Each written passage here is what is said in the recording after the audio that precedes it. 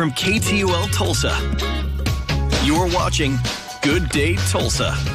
Meet celebrity historian Raffi Andonian. Cool cat. And he's also going to share more on the history of Wilma Mankiller from Cherokee County.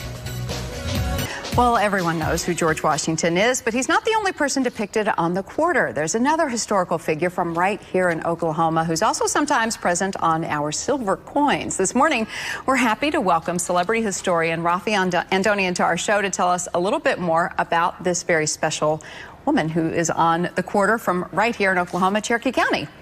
Absolutely. And of course, you know, this month is the 27th anniversary that she left office. Right. We're talking about Wilma Mankiller, by the way.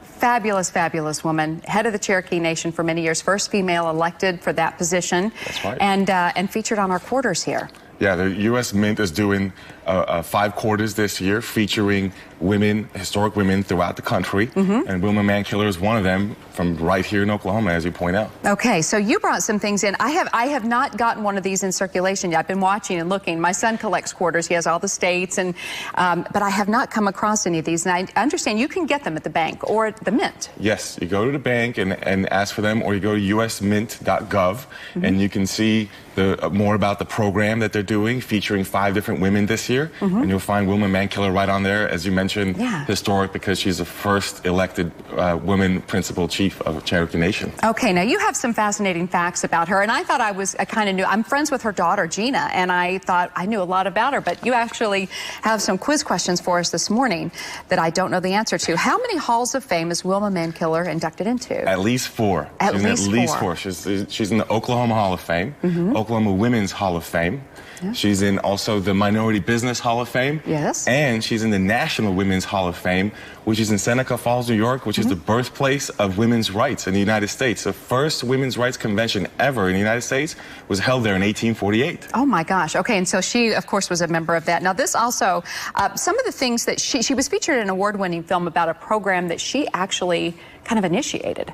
Right. So she, as the community development director, was part of grant writing and doing a lot of organizing to get clean water and reliable water to Cherokee Nations, particularly in Bell, Oklahoma, is the project that was featured. And the film is called Cherokee Word for Water. And it's one of the greatest films of the last 40 years. It's won a lot of awards and a lot of attention within the world of, you know, films that bring attention to American Indian rights and issues. Sure, certainly. Okay, I have never seen this particular film. Now I'm kind of wanting to visit that as well.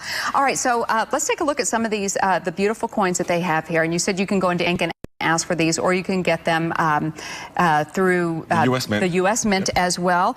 And tell me a little bit, too, more about this event in California that she participated in. I had not heard of this. So when she was younger, in her mid-20s, so we're talking in 1969 to 71 is when the event was at Alcatraz Island in California. Many people know Alcatraz because it's a famous federal prison for many years.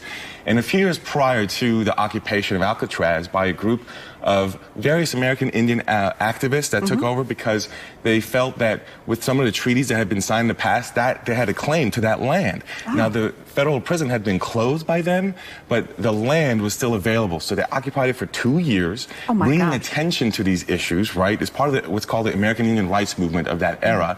And she was a part of this. Now, what's really fascinating that folks can do is you can go online to AmericanArchive.org, which is the archive for public broadcasters. So you go on AmericanArchive.org, and you can put in there Radio Free Alcatraz, and you can get the broadcast that they did from there to bring attention to those issues. It's pretty fascinating. You can go and listen to it right now and just interact with that moment of history right there on your phone or computer. You always bring the most fascinating facts to us, and I feel enlightened and smarter today for knowing all of this information. Well, thank you so much for what you provided.